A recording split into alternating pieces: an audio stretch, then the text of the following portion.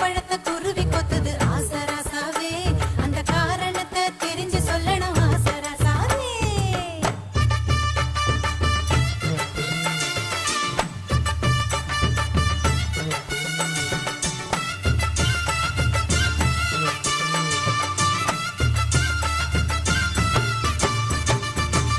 ராத்திரி பதறி எழுந்து பாய விரிச்சு முழிச்சிருந்தேன்